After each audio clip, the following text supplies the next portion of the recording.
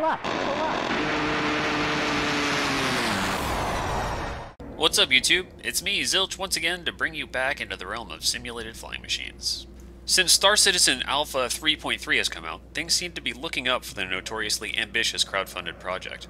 With 3.3.6, we now have the ability to transition from space flight to atmospheric flight, walk around the surface of a planet, and use land vehicles and space bikes. Fracking radical. One new surprise we got with 3.3.6 is a new light fighter, the Anvil Arrow. It is a departure in some respects from Anvil's standard fare of heavy, durable ships, in that it is intended to be a light, agile machine. It's advertised to have the highest agility in its class, a line apparently targeted at its closest logical competition for both sales and victories, the Aegis Gladius. And there lies the basis for what I think is a relevant and fair comparison. While the Gladius, since its release in July 2014, yeah, holy hell, has it really been that long? Has been periodically riddled with every kind of problem we've seen in Star Citizen, from flight model issues that help or hinder, damage modeling turning our fighter into glass, complete cockpit redesigns, and weapon balancing reworks that have shifted the Gladius everywhere on the lethality spectrum, from deadly efficient killer of targets to deadly efficient killer of its own crew.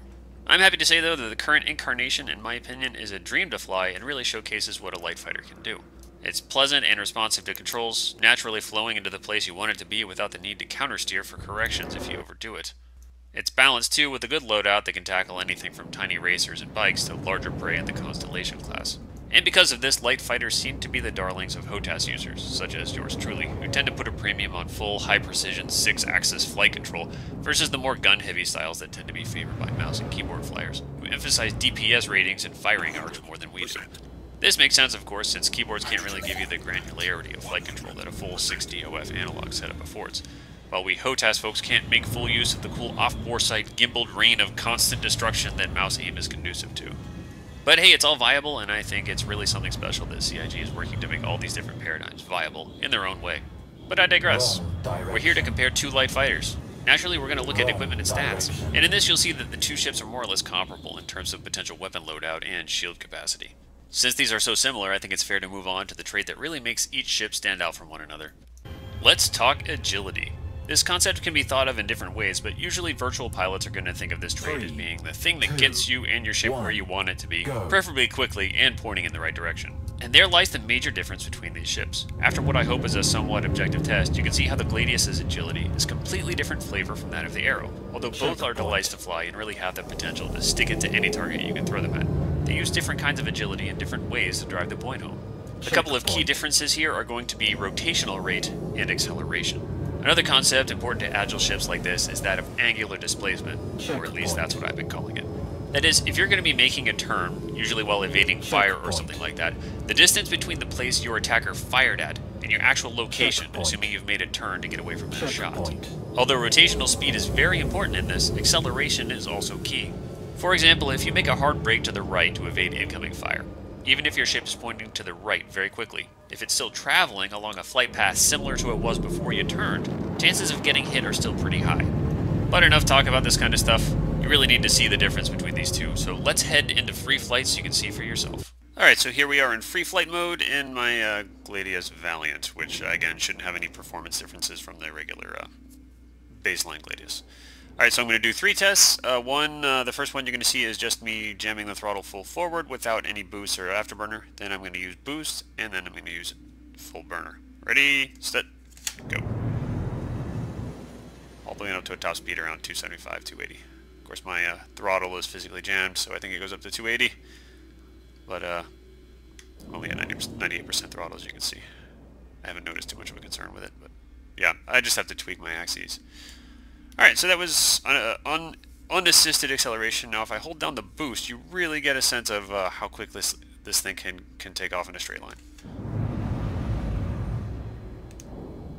Pretty much no time at all.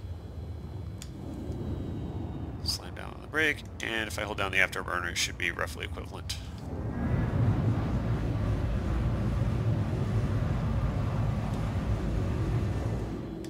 And let's try with boost and afterburner just for poops and giggles. Both at once.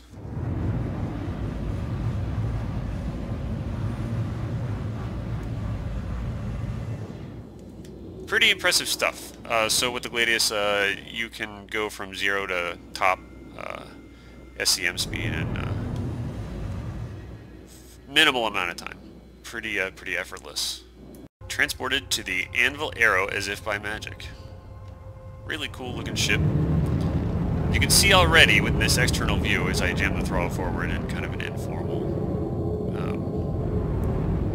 test here that even though it rotates very quickly, it doesn't really accelerate as well. But let's compare the two. Let's go back to the cockpit mode.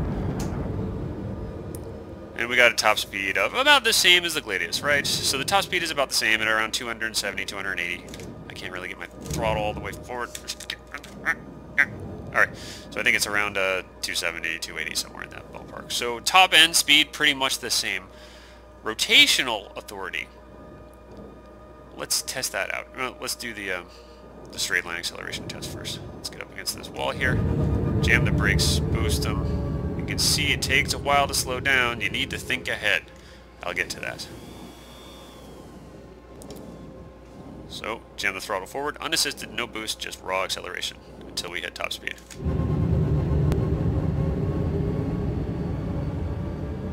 And it takes a while, doesn't it?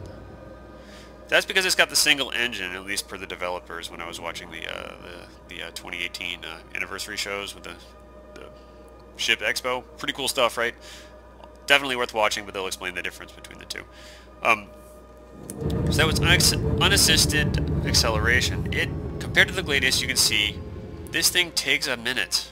Instead of the 2 to 3 seconds, you've got... Let's do that again. 1, 2, 3, 4, 5, 6, 7. A hell of a lot of difference. Let's just put it that way. Now you can compensate for that with booster. So let's do boosted acceleration. I'm just going to hold down the booster key and jam the throttle forward until we hit top. Much better, of course, but still, there's quite a bit of a lag between 0 and top speed. Let's try to count that in seconds. I think I'm pretty close.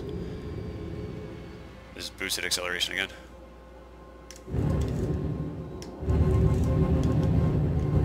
Sorry guys. Boosted acceleration. 1, 2, 3, 4, 5. So it cuts a couple of seconds off, right? Still better than nothing. So bring it back to a dead stop, and we'll just do afterburner. Full afterburner. Go. 2, 3, 4, 5, 6. And that lets you accelerate on to a good cruise speed. And a smack into the wall. And now we're testing rotational authority, so that'll be a separate test altogether. Okay, so now we're going to be testing the rotational authority of the Gladius, and you can see how not only how quickly I can change my orientation in space, but how quickly my movement vector aligns to my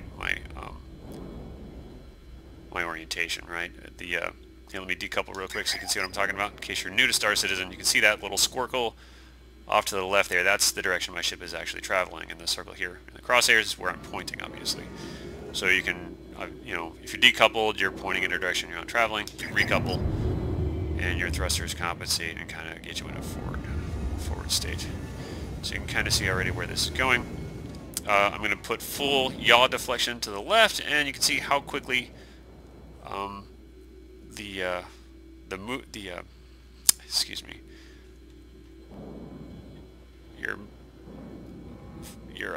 geez, I'm horrible today. Your movement indicator, total velocity vector, or whatever you want to call it, how quickly that aligns with your gun sight. So I'm going to go full left, unboosted, about 90-degree turn, and it snaps pretty quickly. Not only do I rotate pretty quickly, but my thrusters are really good at bringing my movement vector right in line with my orientation. So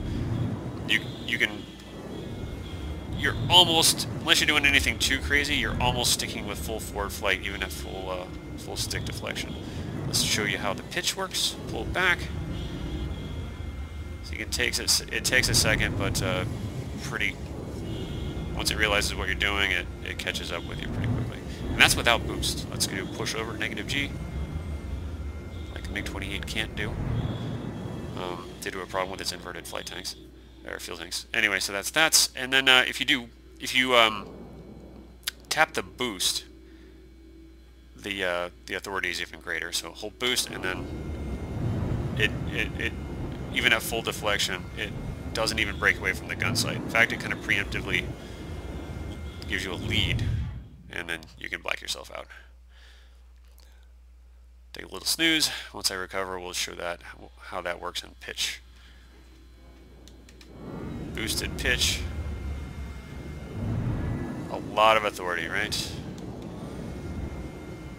And you'll notice when we switch to the arrow, it's even more impressive. However, we'll get to that in a moment.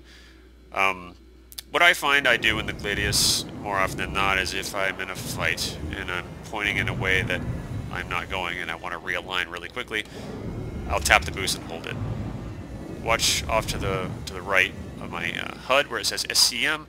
When I hold the boost down, you can see where it says boost right there. So what I find myself doing out of habit is if I'm pointing a direction, I want to snap my movement line in line with my orientation, I'll just have to tap and hold the boost until that fixes itself. So I'm not really in the habit in the Gladius of holding boost down while I'm turning. For one, I think it rotates plenty quickly on its own, but also if you hold the boost down, you're likely to black out, as I just did. So we can see this from the outside. That's kind of how I roll, or how I yaw more particularly. Alright, so per the Anvil advertisement, the Anvil Arrow has the best agility in its class. I assume the class they're talking about is a light fighter.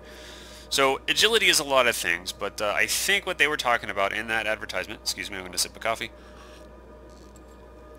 By the way, I love that flight stick because it looks very much like the one I'm using right now. It's modeled. It looks like what the F-16 and A-10C use. It's also CH products and the Thrustmaster Warthog. If you own those, that'll look pretty familiar to you. Anyway, nice little touch they added there. Immersion, hell yes. Anyway, rotational authority is what I think they were talking about, right? So if I want to change my yaw, my pitch, or my roll, this thing just turns on a dime. It really does. Now, if you need to point your nose at something quickly, I don't think there's going to be a lot of ships that do it better than this. So, Jim, full yaw, that just spins right around. But you'll notice something. Well, rotational authority is awesome, and I would call it offensive in nature. Like, if you really need to put your guns on something, what you want to do is be able to rotate your ship and point them. Like, it just kind of goes without saying. So let's say full yaw to the right, do about 180 degree, end over end swap, pretty damn quick. I don't think I'd be frustrated lagging my guns behind an intended like aim point with its ship. Now let's do pitch, full pitch. Whoosh. It really just snaps right around. Pretty good stuff. Notice I'm hitting boost now, and push over.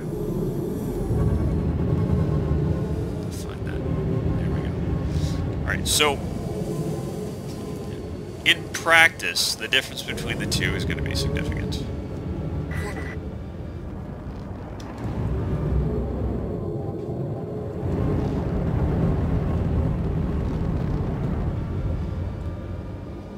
And I almost forgot, let's do boost and yaw and pitch tests. Ready? So I'm going to hold down the boost key and then rotate to the right. Boost. As you can see, the ship snaps around faster, and also my movement vector goes in line with my gun sight much more quickly. Let's do a snap to the left. Pretty damn good. Pitch, 180. Negative pitch, 180. And what I've found is in practice when I fly the arrow, unlike in the Gladius where I point my nose and then tap the boost to bring my movement vector in line, what I do is I hold the boost down as I turn, and I seem to get much better results. I get more out of this ship. Still, you have to think ahead more in this ship because of the differences in acceleration, whereas in the Gladius, you point the ship where it's going and it's pretty much going to go there. And it's going to be, most of the time, traveling in the direction it's pointing in pretty readily. The arrow, if you're doing stuff like this, you're going to have to think ahead a lot more because that acceleration, unboosted in particular, can end up in this position like I just got myself in, where I didn't think ahead enough, and that thing got me, and my booster wasn't quite up to the task of getting me out of the way. So if you are a good tactician and you're pretty good at getting your guns on target quickly, you feel limited by the Gladius or other ships' ability to rotate point, this may be the good choice, the Arrow. Also, as you can see, I've lost a wing here, and pretty damn durable. I haven't done shot-for-shot tests between one and the other, but I have gotten in fights against things like the Drake Cutlass Black. Though I was not able to get out of the way with my boost and agility in the Arrow, it absorbed the shots without taking any critical damage whatsoever. Good stuff.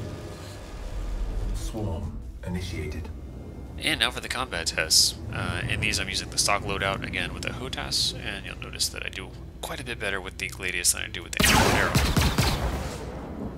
I think that's just because I have a lot more practice with it. Warning. There are multiple hostiles inbound. Contact. So I'm running up through the third wave of the standard pirate swarm, up until the point where I kill the Cutlass Black, just so you can kind of get a feel of what it feels like to engage a ship larger than you in these fighters.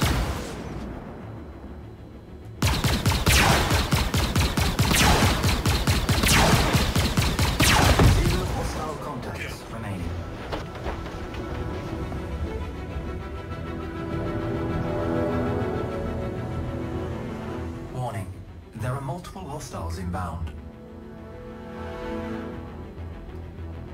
Contact.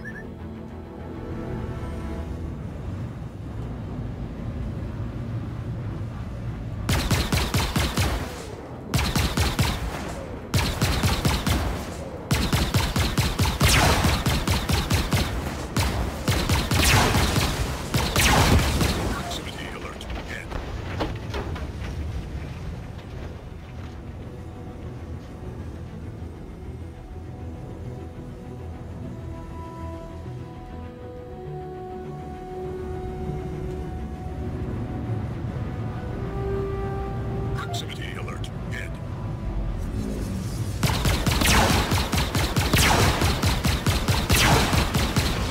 Proximity alert. Head.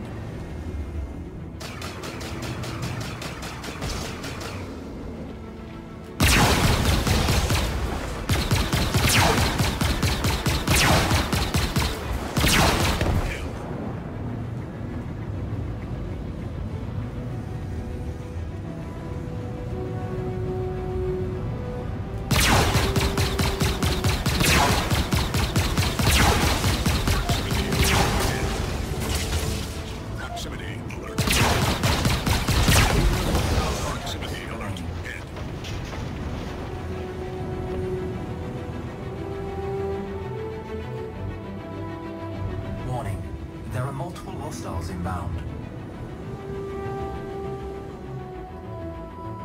Contact.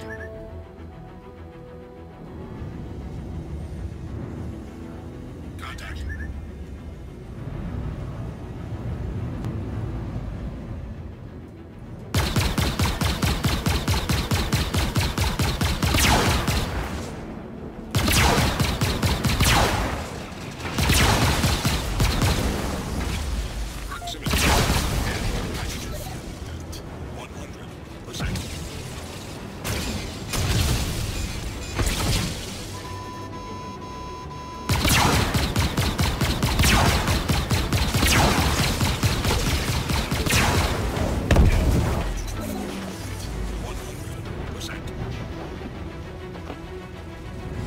Now that I'm engaging the Cutlass Black, once I get my head out of my butt here,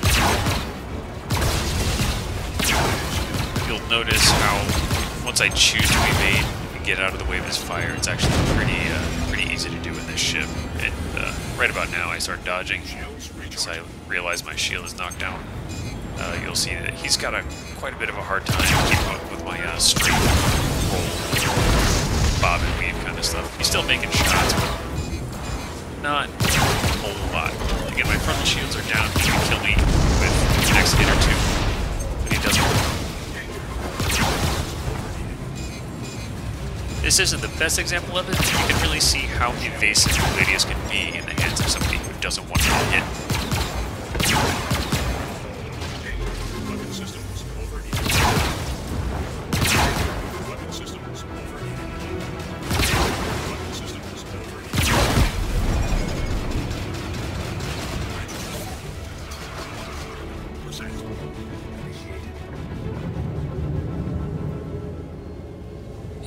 magically in the Anvil Arrow. Again, I'm keeping the stock loadout, and you'll see in this match that I don't do so well, because I think the weapons on the stock loadout aren't really that great for a HOTAS user.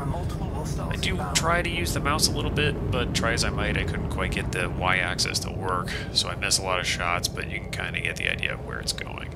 Seems like the kind of ship that can just point at a target and hose it down with full auto gunfire until it dies. Pretty cool. I'm just not that good at it.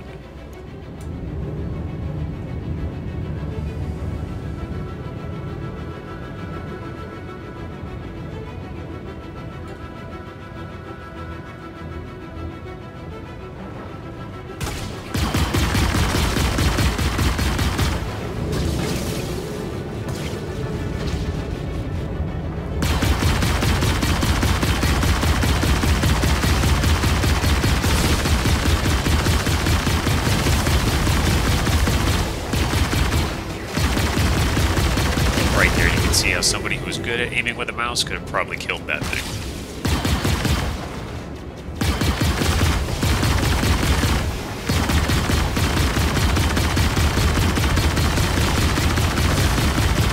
Yeah, and you can see why I stay away from FPS fights.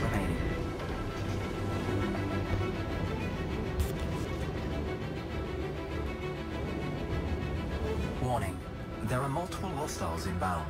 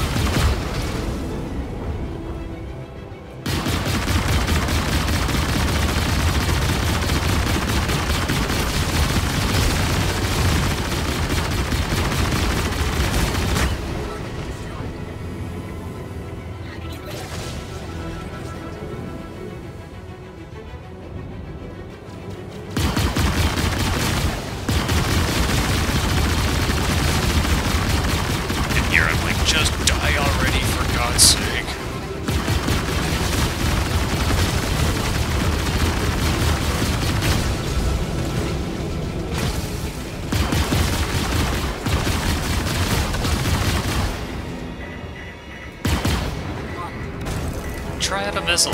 See how it works. Zero hostile contacts remaining.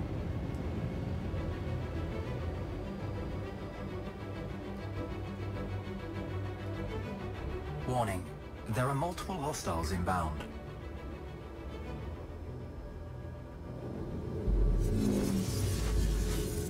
And now for the Cutlass Black.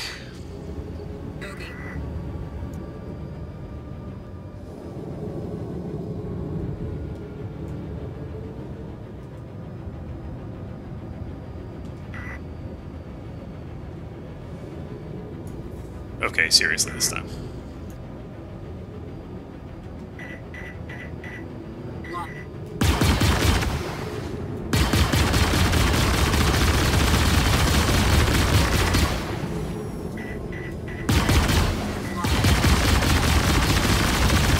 Watch that damage count climb.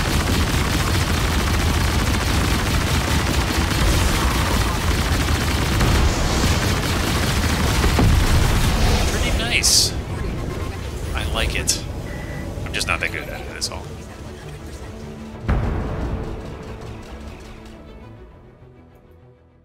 So to me, the handling differences are significant enough to assert that these two ships are conducive to completely divergent tactical styles.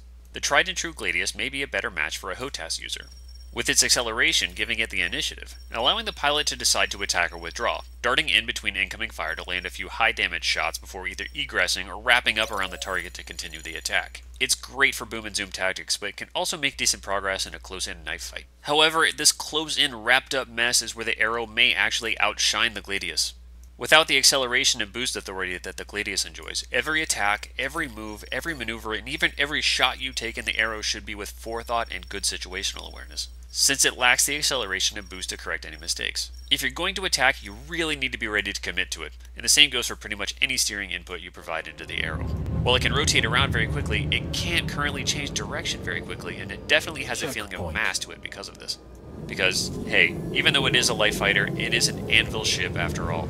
And that, folks, is where I'm going with this whole thing. The Anvil Arrow seems to be the ideal candidate for a pilot who has been using a mouse and keyboard setup with weapons on gimbals to create that ever so nasty cone of accurately aimed death and destruction from the front of their ships.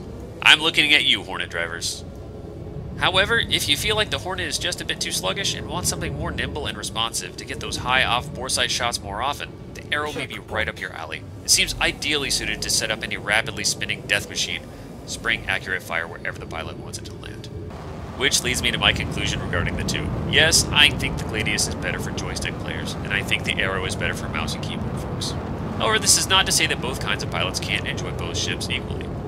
Ultimately, I'm going to go out on a limb and say that the Gladius's flight characteristics make it ideal for the pilot who wants to pick and choose when, where, and if the attack takes place, and egress quickly if things go south.